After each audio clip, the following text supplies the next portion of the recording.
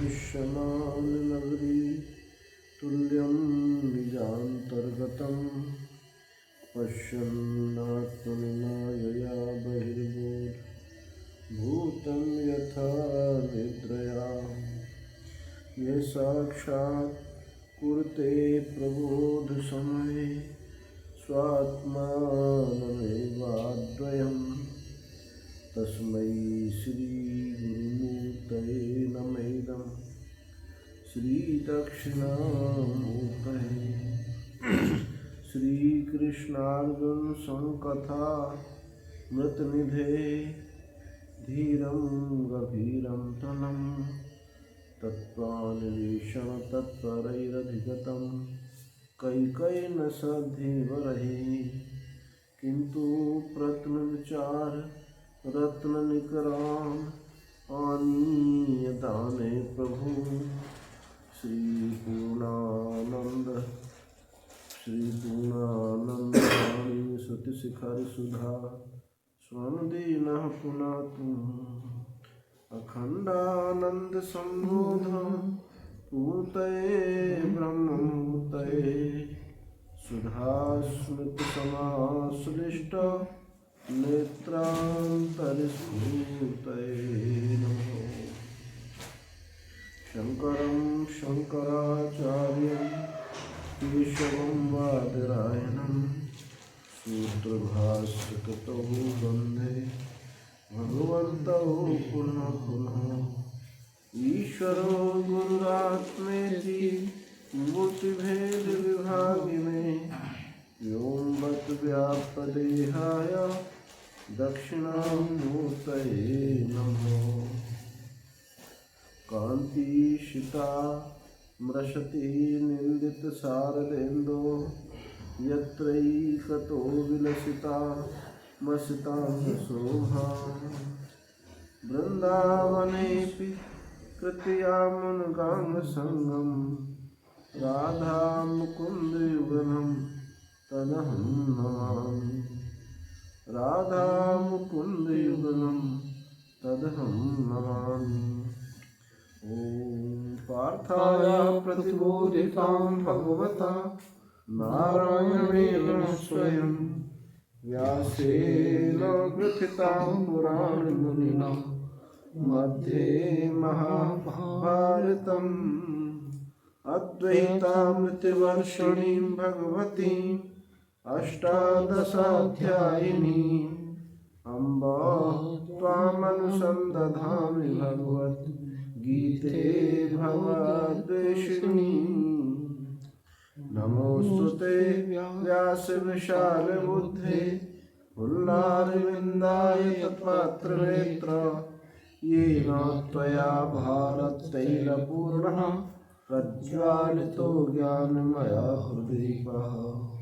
मूकं करोति वाचालं पङ्गुं लङ्घयति गिरिं यत्कृपातमहं वन्दे परमानन्दमाधवम् परमानन्दमाधवम्। यदादित्यगतं तेजो जगद्भासयतेऽखिलं यच्चन्द्रमसि यच्चाग्नौ तत्तेजो विद्धि महान्तम्। गामाविश्य च भूतानि धारयाम्यमरोजसा पुष्णामि चौषधी सर्वा सोमो भूत्वा रसात्मकः। अहं वैश्वानरो भूत्वा प्राणिनां देहमाश्रितः प्राणापानसमायुक्तः पचाम्यन्नं चतुर्विधम्। सर्वस्य चाहं हृदि सन्निविष्टो मत्तः स्मृतिर्ज्ञानमपोहनं च वेदैश्च सर्वैरहमेव वेद्यो वेदान्तकृद्वेदविदेव च। चाहम्।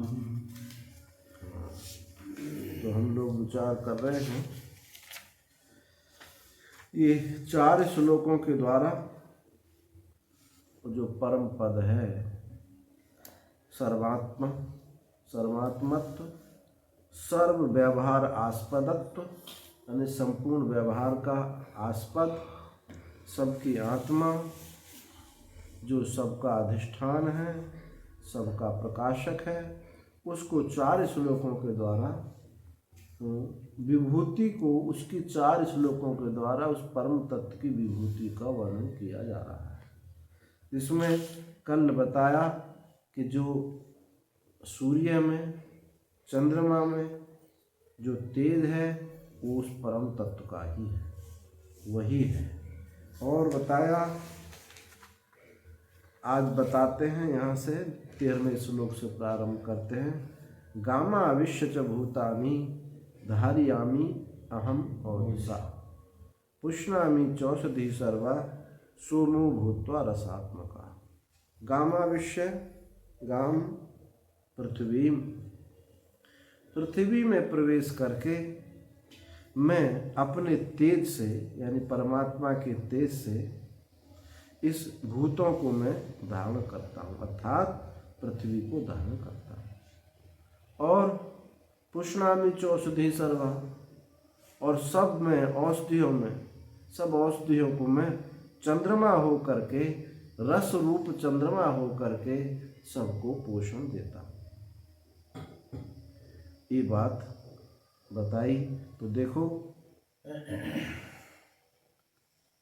गाम पृथ्वीम आविश्य प्रविश्य धारयामि भूतानि जगत अहम ओजसा बलेन तद्बलं कामराग विवर्जितम ऐश्वर्यम रूपम जगत विधारणाय पृथिव्याम आविष्टम येन गुरुवी पृथ्वी न अधः पतति न विदीर्यते च। भगवान भाष्यकार कहते हैं कि पृथ्वी में प्रवेश करके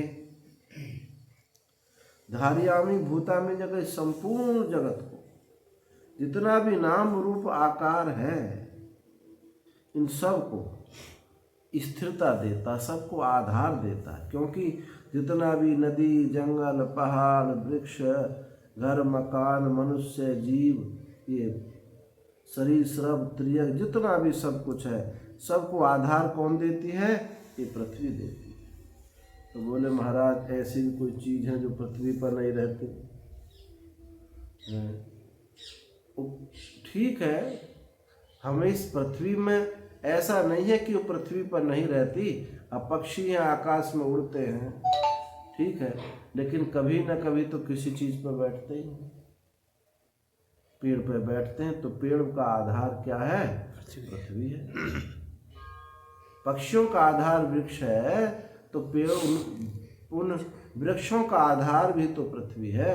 सबको धारण करने की शक्ति, सबको जो भी धारण हो रहे हैं, जिनको आधार प्राप्त हो रहा है, वो सब पृथ्वी से हो रहा है। तो पृथ्वी में वो परम तत्व, पृथ्वी परम तत्व धारणा शक्ति के रूप में सबको आधार देता है। देखो, जहाँ जहाँ जो भी विभूति है ना, ये उस परम तत्व की, जो जो चीज जहाँ जहाँ विशेष रूप से दिखाई देती है, वो सब परमात्मा का ही तेज है। वो परमात्मा का ही सत्ता है, परमात्मा का ही तेज है। क्योंकि जड़ का कोई तेज नहीं होता। जड़ का भी जो तेज है ना, जिसको जड़ कह रहे हो, वो जड़ की स्थैर्यता, जड़ का जो अस्तित्व, वो भी उस परम तत्व से ही प्राप्त होता है। क्योंकि बिना सत्ता के, बिना चेतन के किसी वस्तु का अस्तित्व हो ही नहीं सकता। तो यहाँ उस धारणा शक्ति के रूप में है, ये वो परमात्मा ही सबको धारण करता है, क्योंकि वो सबका अंतर्यामी है। जो अंतर्यामी होता है, सूक्ष्म होता है, वही सबको धारण करता है। श्रुति भगवती कहती हैं, यम पृथिव्याम तिष्ठन पृथ्वीमंतरी पृथ्वी यम यति, ये पृथ्वी मंतरो, पृथ्वी यस्य शरीरा, पृथ्वी यस्य शरीरा पृथ्वीम यमयति येस्ते आत्मा अंतर्यामी। जो जिसको पृथ्वी नहीं जानती है, पृथ्वी के भीतर रहता हुआ पृथ्वी जिसको नहीं जानती है, पृथ्वी ही जिसका शरीर है, अब पृथ्वी में रह करके पृथ्वी का नियमन करता है, उस पर शासन करता है। स्वात्मा अंतर्यामी, वो क्या है? अंतर्यामी है। स्वात्मा अंतर्यामी, वो सत है, चित है, आनंद। इसलिए अंतर्यामी के बिना किसी वस्तु की सत्ता रह नहीं सकती। तो यहाँ वहाँ वो श्रुति है, यहाँ भगवान भाष्यकार एक संहिता का 33 संहिता का मंत्र देते हैं। ये द्युग्रा पृथ्वी च दृढ़ा, जिससे ये द्विलोक और उग्र पृथ्वी यानी भारवती पृथ्वी, बहुत भार वाली पृथ्वी, जिससे दृढ़ता को प्राप्त होती है। उसी के भय से सूर्य समय पर उदित होते हैं, धूप देते हैं, चंद्रमा उदित होते हैं, ऋतु उसी के भय से ऋतु समय पर आती हैं, चली जाती हैं। सब जितना भी प्रकृति में सब कार्य हो रहा है, सब उसी की सत्ता से हो रहा है। और मजे की बात यह है कि उसकी सत्ता से हो रहा है और वो करता कुछ नहीं। ये आनंद की बात है। और बात सब जो क्या करते हैं, जिसकी सत्ता से होता वो करते हैं। कुछ तो करते हैं, वाणी का उपयोग करते हैं, शरीर का उपयोग करते हैं, इंद्रियों का उपयोग करते हैं, कुछ भी उपयोग करते हैं, तभी और सत्ता को प्राप्त होते हैं। और ये इनका यहाँ कोई, ये तो ऐसे महाराज है, वाणी इनके पास नहीं, मन इनके पास, अंतःकरण के पास नहीं, सबसे रहित और सबको सत्ता देते हैं और कुछ करते नहीं। बस उनका एक स्वभाव है देखना, वो देखने मात्र से ही सब हो रहा है। अब जैसे ये बल्ब प्रकाशित हो रहा है, अब ये कुछ कर नहीं रहा है, इसको कोई कर्तृत्व तो नहीं जाग रहा है इसमें। अगर अंधेरा हो, घोर अंधेरा हो, तो जो आप पढ़ रहे हैं, लिख रहे हैं, और अंधेरा कर दिया जाए तो आपका पढ़ना बंद हो जाएगा, लिखना बंद हो जाएगा। और जबकि बल्ब कुछ कर नहीं रहा। ऐसे तटस्थ साक्षी रूप से बस उनका प्रकाशन ही है। तो यहाँ भी जितनी भी सब वस्तु होकर के हुई हैं, पहले नहीं थी, अब हुई हैं, आगे नहीं रहेंगी। इन सब नाशवान वस्तुओं में वो वही उसी की सत्ता है।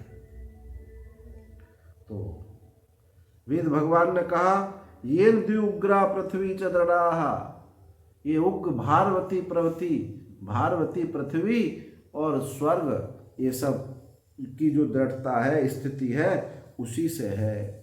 और कहा सादाधार पृथ्वी, वो पृथ्वी को धारण करता है। तो ये सबको धारण करता है, सत्ता से धारण करता है, चित्ता से धारण करता है। अब देखो, परमात्मा ही परमात्मा है। इस पर जो आरोपित वस्तु हैं, पृथ्वी, नदी, जंगल, पहाड़ आदि, ये सब कल्पित हैं, क्योंकि ये वस्तु इन कभी रहती हैं और कभी नहीं रहती, इसलिए कल्पित है। जो वस्तु कभी रहे कभी ना रहे, वो प्रतीति है, वो केवल सत्ता है, वो केवल प्रतीति है, वो केवल मिथ्या है। काम कहते ना, हमारा काम चलता है, तो काम देखो भाई, सत्य तो प्रकाशित करता है, सत्य तो आपको आधार देता है, सत्तान्वित करता है, परंतु कार्य तो झूठे से ही चलता है। झूठे व्यवहार से ही कार्य होता है।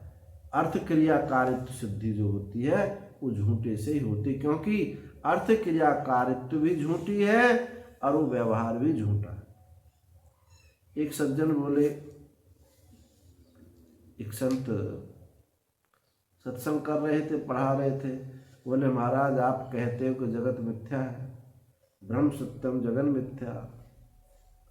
यदि इस मिथ्या जगत में हम झूठ बोले, मिथ्या बोले, तो इस पर क्या प्रभाव पड़ सकता है? एक झूठे में एक झूठ और मिल जाए तो झूठ बोलने से कुछ बिगड़ता थोड़ी है। फिर हम तो खूब झूठ बोलेंगे। उन्होंने ये प्रश्न किया, हम झूठ खूब बोलेंगे, छल कपट व्यवहार करेंगे, ये तो सब मिथ्या तो है ही। तो इस मिथ्या जगत में एक झूठ और भूल जाए, तो ऐसा व्यवहार हो जाए तो क्या बिगड़ता है? महाराज बोले भैया जगत का तो कुछ बिगड़ता नहीं है, पर तुम्हारा जरूर बिगड़ता है। क्यों बिगड़ता है? कि तुम जो झूठ बोल रहे हो, सत्य को आगे रख करके सत्य को छिपा करके बोल रहे हो। यदि तुम में ये इतना भी भान ना हो कि सत्य क्या है, झूठ क्या है, तो एक तो तुम झूठ बोलोगे नहीं, और जो तुम्हारे मुख से निकल जाए वो सब क्या होगा? वो तो परमात्मा का प्रकाश ही होगा। झूठ जब बोलता है आदमी, सत्य को आगे रख के बोलता है, सत्य को छिपा करके बोलता है, तभी तो झूठ बोलने की आवश्यकता पड़ी। नहीं तो काहे को झूठ बोलने की आवश्यकता पड़ती? सत्य को ज्यों का त्यों रख दिया जाए। तो देखो, जो सत्य बोल रहा है, जो ऐसा समझता है कि मैं सत्य बोलता हूँ, मैं झूठ बोलता हूँ, उस पर तो अवश्य ही प्रभाव होगा। तो ये जितना भी सब धारण करने वाले सत्ता है, यही है। मिथ्या तो कल्पित है और प्रतीत है। देखो, इसको एक दृष्टांत से आप समझें। श्रुति कहती है कि परमात्मा ही परमात्मा, दूसरा कुछ हुआ ही नहीं। अब ये बात को हम युक्ति से, तर्क से समझें। अब जैसे ये पुस्तक रखी है, टेबल रखी है, अब इसमें 5 चीज मौजूद है। 5 चीज मौजूद है। एक इसका टेबल नाम है, एक इसका रूप है, टेबल नाम है, इसका रूप है, और ये है, मालूम पड़ती है, बड़ी उपयोगी, प्रिय है। ये 5 चीज के अलावा और इसमें कुछ नहीं है। अब ये तो एक टेबल ले लिया हमने दृष्टांत के लिए, आप हर कोई वस्तु ले सकते हो। फोन ले सकते हो, कुर्सी ले सकते हो, मकान ले सकते हो, वृक्ष ले सकते हो, नदी, जंगल, पहाड़ आदि सब।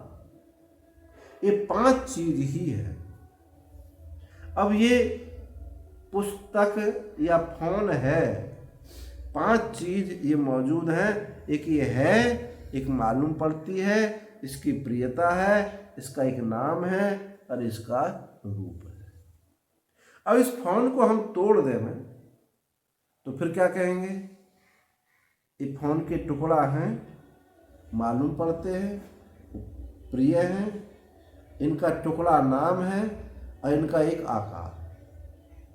अब इन टुकड़ों को हम जला दें, फिर क्या कहोगे? ये राख है,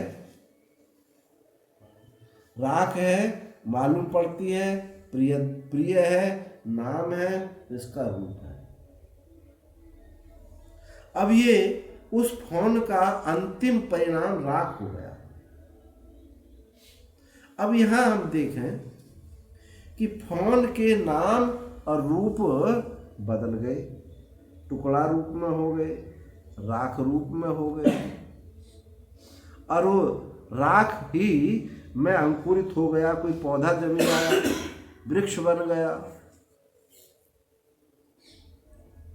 उस पे उसकी छाल से कपड़ा बन गया, कपड़ा बन करके आपने पहन लिया। ये सब जो है उसके नाम ही बदलते गए, रूप बदलते गए, परंतु जो है फोन का था वही है टुकड़ों का है, और वही है राख का है, वही पेड़ पौधों का है, छाल का है, कपड़ा का है। अब भूल क्या होती है, हम समझते हैं ये फोन का है, फोन के साथ मर गया, फोन का है, फोन के नाम रूप के साथ है भी मर गया, और टुकड़ों का है, टुकड़ों के है के साथ मर गया, राख का मैं है, राख के साथ मर गया। ये भूल हम कर देते हैं। पर वस्तुतः होता क्या है तो वही रहता है।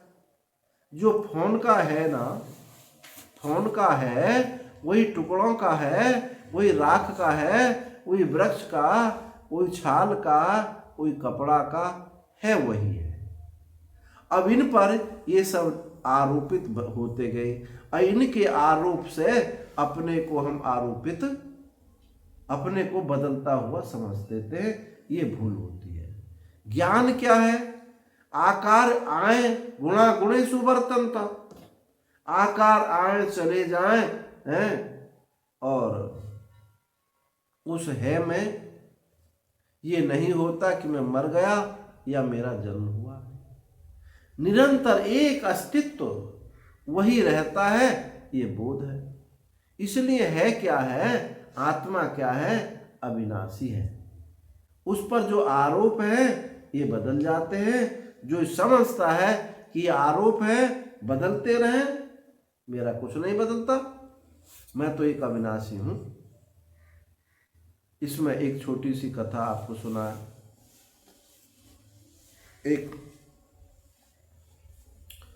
एक विद्यार्थी थे और काशी पढ़कर, काशी में पढ़ते थे गुरुजी के पास। उन्होंने समस्त वैदिक भांग में, पुराण भांग में, इतिहास, सब कुछ जो कुछ भी है समस्त विद्या प्राप्त की। उसमें वेद, वेदांग, अंग भी, वेद के अंग सब विद्या प्राप्त की। जब उनका समावर्तन संस्कार हुआ, अर्थात उन्होंने आचार्य कर लिया, तो गुरु ने उनको आज्ञा दी, जाओ गृहस्थ आश्रम में प्रवेश करो। समावर्तन संस्कार होने पर ये शास्त्र का नियम है, एक दिन भी अनाश्रमी ना रहे। अनाश्रमी माने आश्रम रहित, या तो ब्रह्मचर्य आश्रम में रहे, या गृहस्थ में चला जाए, या ब्रह्मचर्य से संन्यास में चला जाए। तो वहाँ क्या होता था उस समय, जब समावर्तन संस्कार होने को पहले होता था, उसी से पहले उनका वो लड़की देख करके निश्चय कर दिया जाता था कि इससे विवाह होगा। समावर्तन संस्कार हुआ, और जैसे अपने घर गुरुकुल से पिता के गृह में आते थे, विवाह हो जाता। तो वो विद्यार्थी काशी से पैदल चलते चलते अपने गांव जा रहे थे। अब संध्या हो गई शाम को, तो उन्होंने सोचा कि कोई ब्राह्मण का घर होगा तो प्रसाद बनाना नहीं पड़ेगा, स्वयंपाक नहीं करना पड़ेगा, भोजन उनके घर कर लेंगे और विश्राम करके कल चलेंगे। अब थोड़ी उम्र तो थी, 25 साल 26 साल की उम्र। और एक ब्राह्मण के घर गए, उन पंडित जी ने पूछा कहाँ से आए हो पंडित जी? बोले काशी से आए। ऐसे ऐसे समावर्तन हो गया हमारा, अब घर जा रहे हैं, हमने समस्त विद्या गुरुजी के पास जो थी समस्त विद्या हमको दे दी। वहीं एक बहू भी थी घर की। तो उन्होंने पंडित जी ने पूछा कि आप ने क्या क्या विद्या पढ़ी? अच्छा, ज्योतिष भी पढ़ी होगी ना? हाँ, ज्योतिष में लोगों को बहुत आकर्षण होता है। वेदांत छोड़कर भी सब अभी ज्योतिष की बात करने लगे तो देखो सब विस्मित हो जाएंगे। तो उन्होंने कहा हाँ, ज्योतिष भी मैंने पढ़ा था। कोई हस्तरेखा दिखावे, कोई कुंडली दिखावे, सब दिखाने लगे।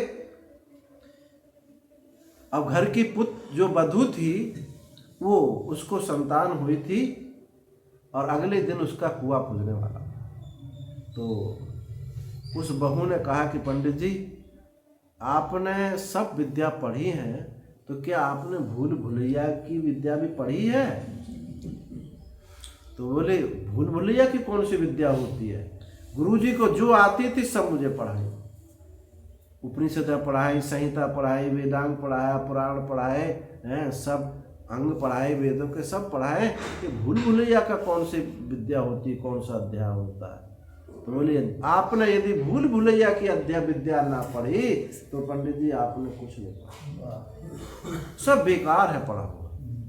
तो बोले अच्छा तो आपको आता ना? हाँ आता हमको, बहुत हम अच्छे से उसमें निपुण है। तो बोले हमको पढ़ा दो, हम इतने दिन और रहे, थोड़े दिन और रह लेंगे। तो बोली देखो पंडित जी हम पढ़ा तो देते, अब हमको संतान हुई है, कल को हमारा कुआं हो जाएगा, कल को कुआं हो जाएगा और कल हमारी मृत्यु हो जाएगी।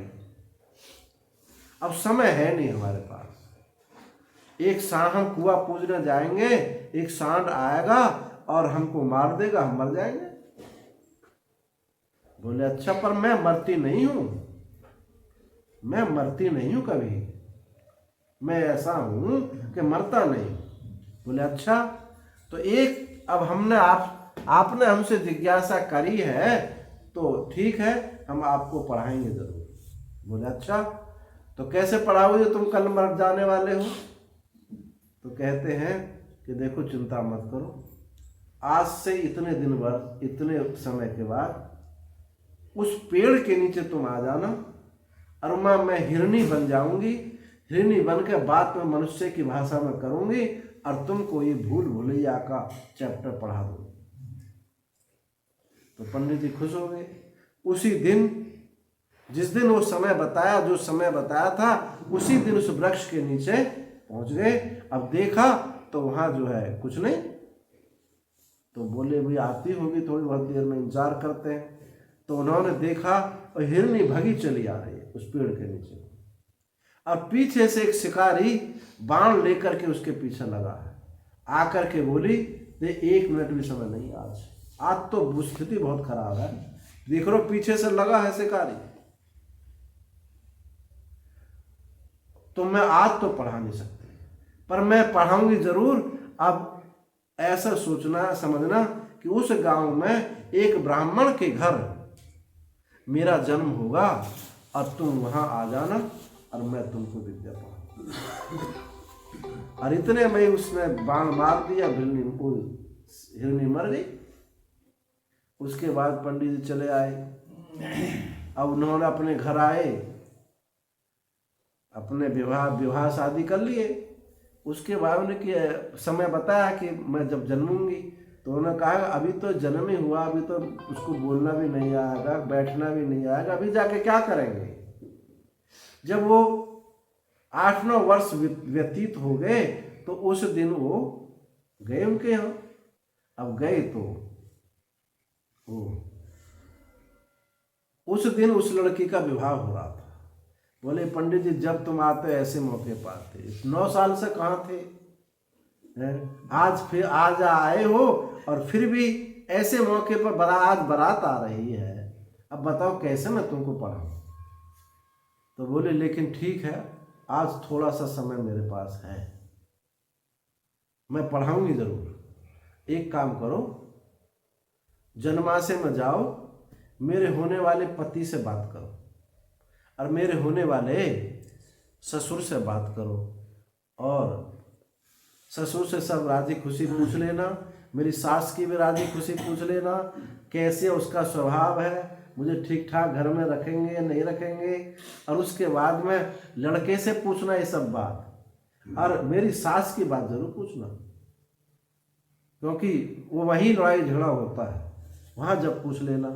तो अब वो गए, ससुर से सब बात करी, बोले हमारी मुँह बोली बेटी है, अभी सब बात ठीक है।